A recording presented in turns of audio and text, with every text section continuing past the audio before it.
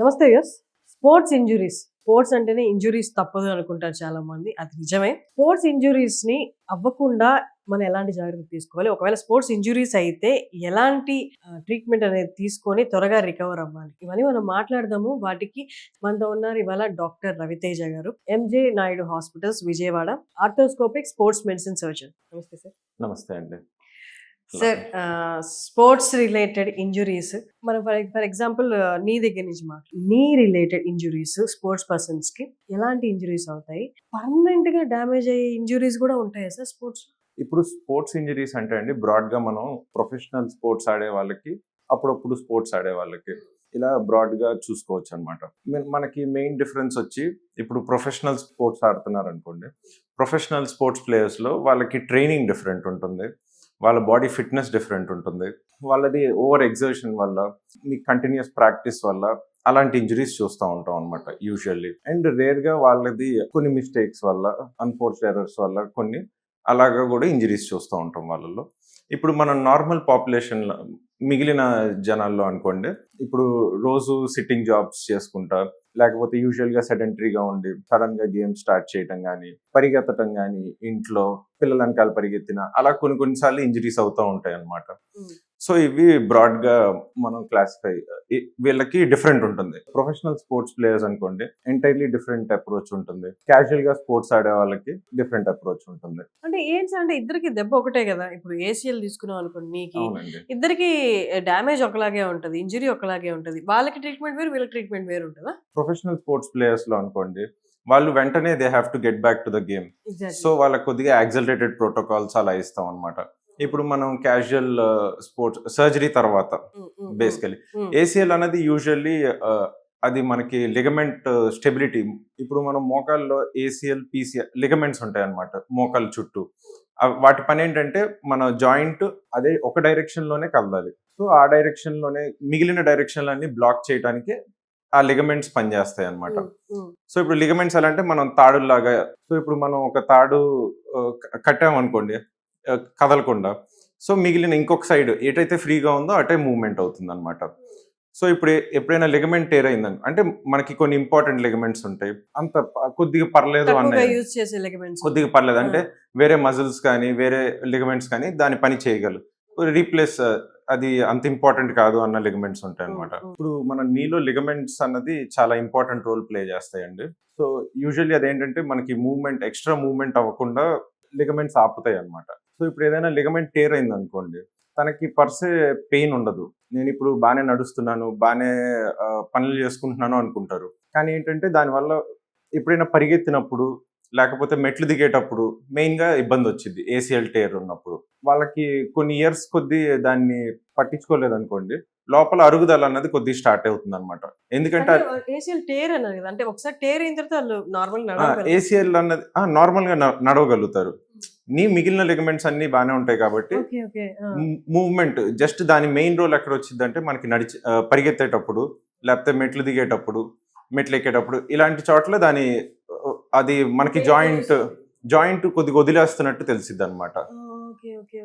మనకి నార్మల్ గా నడిచేటప్పుడు నార్మల్ పనులు డే టు డే యాక్టివిటీస్ లో యూజువల్లీ అంత ఇబ్బంది ఉండదు.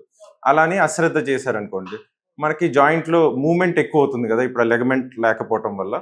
సో అరుగుదల అనేది ఇంకా ఫాస్ట్ గా అవుతుంది. ఓకే, ఇప్పుడు ట్రీట్మెంట్ ఎలా ఉంటుంది సార్? సో యూజువల్లీ అది రీజనరేట్ అవటం చాలా ఛాన్స్ తక్కువ ఉంటుంది. అది మామూలుగా మనకి లిగమెంట్స్ అంటే కొద్దిగా బ్లడ్ సప్లై తక్కువ ఉంటుంది కాబట్టి స్టెమ్ సెల్స్ రీజనరేటివ్ పవర్ తక్కువ ఉంటుంది అనమాట. సో ఒకసారి టేర్ అయింది అనుకోండి, అది యూజువల్లీ సర్జరీకే వెళ్లాల్సి వస్తుంది. గ్రేడ్ 1 అలాగా ఉందనుకోండి, దానికి మనం సర్జరీ అలాగా అవసరం ఉండదు. మజిల్ స్ట్రెంథనింగ్ చేసుకొని దాని ఎగోనిస్టిక్ అండ్ యాంటగోనిస్టిక్ మజిల్స్ అని ఉంటాయి. సో ఇప్పుడు ఏసీఎల్ ఎగోనిస్టిక్ మజిల్స్ అంటే ఏసీఎల్ కి హెల్ప్ చేసే మజిల్స్ ఉంటాయి, వాటిని మనం బిల్డ్ చేస్తాం. సో అలా ట్రైనింగ్ అన్ని ఉంటుంది అనమాట. ఎక్సర్సైజ్, ఫిజియోథెరపీ, ఎక్సర్సైజెస్ చేసుకోవటం. ఒకవేళ కంప్లీట్ టేర్స్ ఉన్నాయనుకోండి యూజువల్లీ అది మనకి సర్జరీ పడుతుంది అనమాట. మళ్ళీ నీలో మీకు మినిస్కస్ టేర్స్ ఉంటాయి స్పోర్ట్స్ రిలేటెడ్ ఇంజరీస్ అన్నప్పుడు, పీసీఎల్ టేర్స్ ఉంటాయి, ఎంసీఎల్ అండ్ ఎల్సీఎల్ టేర్. అది depending on the severity of the injury అనమాట. కాంటాక్ట్ స్పోర్ట్స్ వీటిల్లో మనం కొద్దిగా ఎక్కువ చూస్తూ ఉంటాం. సో కబడ్డీ ఇలాంటి గేమ్స్లో కూడా కొద్దిగా మనకి ఎక్కువ ఇంజరీస్ చూస్తూ ఉంటాం. సార్ అంటే ఇప్పుడు మీరు మిగతావి చెప్పారు పీసీఎల్ టేర్ ఇవన్నీ వీటికి కూడా సేమ్ ట్రీట్మెంట్ ప్రాసెస్ ఉంటుందా? పీసీఎల్ కూడా యూజువల్లీ సర్జరీ ప్రిఫర్ చేస్తాం అనమాట. ఎందుకంటే దానికి రీజనరేషన్ పవర్ తక్కువ ఉంటుంది. ఇప్పుడు మనం మినిస్కల్ ఇంజరీస్ వీటిలో కూడా రీజనరేషన్ పవర్ తక్కువే ఉంటుంది. వాటికి కూడా యూజువల్లీ గ్రేడ్ని బట్టి డిపెండ్ అవుతుంది అనమాట. సో మనకి సింపుల్ స్ప్రెయిన్ అలాగైందనుకోండి, దానికి కొద్దిగా రెస్ట్ ఇవ్వటం, లేకపోతే ఇప్పుడు కొత్తగా పిఆర్పి ఇంజెక్షన్స్ కొద్దిగా రీజనరేట్ అవ్వడానికి హెల్ప్ అయ్యేటట్లు అలా ట్రై చేయొచ్చు మనం. ట్రీట్మెంట్ మొదలుపెట్టిన తర్వాత ప్రొఫెషనల్ స్పోర్ట్స్ వాళ్ళకి లేదా క్యాజువల్‌గా ఆడే వాళ్ళకి బెడ్ రెస్ట్‌లో వాళ్ళకి తర్వాత టైం ఎలా ఉంటది? బెడ్ రెస్ట్ అన్నది అవసరం లేదా? అవసరం లేదండి. ఓకే. నెక్స్ట్ డే నుంచి నడుస్తూ ఉంటారనమాట. సో ఇప్పుడు డిపెండ్ అయితే ఇప్పుడు మనం మెనిస్కల్ రిపేర్ చేసాం అనుకోండి, కొద్దిగా నీ బెండ్ చేయకూడదు ఒక 3 వీక్స్. అదొక చిన్న బ్రేస్ ఇస్తాం. ఒకవేళ రిపేర్ లేదనుకోండి, మిగిలిన వాళ్ళందరూ నీ బెండ్ చేసుకుంటా, వాక్ చేసుకుంటా కొద్దిగా సపోర్ట్ ఇస్తాం. స్టాండ్ మనం పడకుండా డిపెండ్స్ ఆన్ ద పేషెంట్ అనమాట. కొద్ది రోజులు స్టాండ్ ఇచ్చి దాని తర్వాత వర్క్ అన్ని స్టార్ట్ చేసేసుకోవచ్చు అనమాట. స్పోర్ట్స్ పర్సన్స్‌లో మెయిన్‌గా క్రికెటర్స్ అండ్ ఫుట్బాల్ వీళ్ళు చెప్పారు. వీళ్ళకి ఎక్కువ మనకి నీ రిలేటెడ్, యాంకిల్ రిలేటెడ్ ప్రాబ్లమ్స్ వస్తూ ఉంటాయి. వీళ్ళలో యాంకిల్ రిలేటెడ్ ప్రాబ్లమ్స్ అంటే ఏమొస్తాయి? అంటే యాంకిల్ ప్రాబ్లమ్స్ అంటే మనకి సింపుల్ యాంకిల్ స్ప్రెయిన్ నుంచి ఫ్రాక్చర్ డిస్లొకేషన్ దాకా బ్రాడ్ స్పెక్ట్రమ్ అండి. సో సింపుల్ మనకి యాంకిల్ స్ప్రెయిన్ అన్నది చూసామనుకోండి, చాలా కామన్గా చాలా మందిలో చూస్తూ ఉంటాం. మనం అది ఎక్కువ మంది అశ్రద్ధ చేయటమే ఉంటుందన్నమాట. దానికి ట్రీట్మెంట్ అంటే సర్జరీ అలా ఉండదు. మెయిన్ ఏంటంటే మనకి యాంకిల్ స్ప్రెయిన్ రిపీటెడ్గా అవ్వకుండా చూసుకోవాలి. ఇప్పుడు మనకి లిగమెంట్ అన్నది అది టైట్గా ఉంటేనే అది పనికొచ్చిద్ది అనమాట. సో మనకి రిపీటెడ్ యాంకిల్ స్ప్రెయిన్స్ అవుతున్నాయి, లిగమెంట్ లూజ్ అయింది అనుకోండి, అది ఏటీఎఫ్ఎల్ అంటాం. సో ఆ లిగమెంట్ మనకి లూజ్ అయింది అనుకోండి, దాని ఎఫెక్ట్ తగ్గిద్ది అనమాట. సో అది మనం ప్రివెంట్ చేయాలి. సో దానికి ఎలా అంటే కొద్దిగా స్ట్రెంథనింగ్ ఎక్సర్సైజెస్ ఉంటాయి. యాంకిల్ స్ప్రెయిన్ కూడా మనకి ప్రొప్రియోసెప్టివ్ ఎక్సర్సైజెస్ ఉంటాయి. బ్యాలెన్స్ అన్నది ఇప్పుడు అన్నిసార్లు స్ప్రెయిన్ అవుతుందంటే ఎందుకు అవుతుంది అన్నది చూసుకోవాలన్నమాట. సో బ్యాలెన్స్ ట్రైనింగ్ ఎక్సర్సైజెస్ ఉంటాయి. దాని తర్వాత మనం యూజువల్లీ ఎందుకో ఆడుతున్నాం గేమ్స్, కింద బాల్ ఉంటుంది, టెన్నిస్ ఆడుతున్నాం, టెన్నిస్ బాల్ మీద కాలు పెడుతుంది, స్ప్రెయిన్ అవటం, లేకపోతే మనం చూసుకోకపోవటం వల్ల యూజువల్లీ ఎక్కడ స్టెప్ చేస్తున్నాం అనేది దానివల్ల స్ప్రెయిన్ అవుతుంది. అది కొద్దిగా కాషియస్గా ఉంటాం. అలా ఉంటుంది ట్రీట్మెంట్ యాంకిల్ స్ప్రెయిన్కి. ఓకే. దాని తర్వాత ఇంకా డిపెండ్స్ అనమాట, మిగిలిన లిగమెంట్స్ కానీ అప్పుడప్పుడు కాంట్రల్ డిఫెక్ట్స్ చూస్తూ ఉంటాం.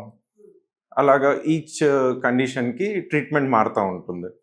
సో యూజువల్లీ ఒకసారి డాక్టర్ దగ్గరికి వచ్చి కన్సల్ట్ చేశారనుకోండి, అప్పుడు మనం ఎలా ప్రొసీడ్ అవ్వాలన్నది చెప్తాం.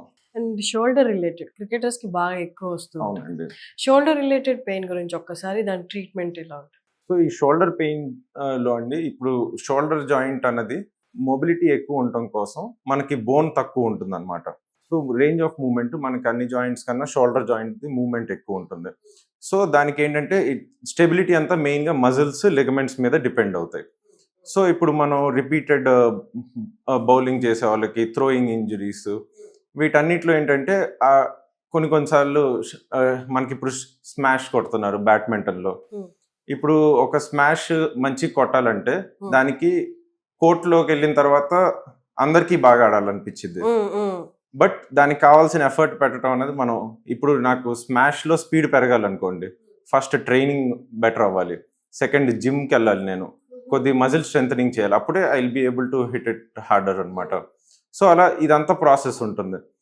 మనకి ట్రైనింగ్ అనేది వెరీ వెరీ ఇంపార్టెంట్. కరెక్ట్ పొజిషన్లో కొట్టడం ఇలాంటివన్నీ చూసుకుంటూ ఉండాలన్నమాట. సో ఈ షోల్డర్ ఇంజరీస్ అన్నది యూజువల్లీ ఆ లిగమెంట్స్ కానీ రొటేటర్ కఫ్ అంటాం, ఆ మజిల్స్, సో వీటిల్లో టేర్స్ ఇలాంటివి యూజువల్లీ ఉంటాయి అనమాట. లేకపోతే షోల్డర్ డిస్లొకేషన్స్ అవుతూ ఉంటాయి. Proper warm up, proper regular exercise అనేది స్పోర్ట్స్ అన్నప్పుడు మీరు కంపల్సరీ వార్మప్ ఉండాలి, కంపల్సరీ కూల్ డౌన్ ఉండాలి. మనకి మజిల్స్ అన్ని యాక్టివేట్ అయిన తర్వాత అవి దాని పని బాగా చేయగలుగుతాయి కాబట్టి అప్పుడు ఇంజరీస్ తక్కువ అవుతాయి. మళ్ళీ ఇంజరీస్ తక్కువ అవ్వాలంటే మెయిన్ ట్రైనింగ్ కూడా న్యూరోమస్కులర్ ట్రైనింగ్ ఉంటుంది. ఇప్పుడు అన్ని కొత్తవి. సో కరెక్ట్గా మనం ఈచ్ మజిల్ని యాక్టివేట్ చేయటం, అన్నిటికీ దానికి ట్రైనింగ్, ప్రొప్రియోసెప్టివ్ ట్రైనింగ్, ఇవన్నీ చాలా important. Thank you sir, thank you so much. Thank you అండి.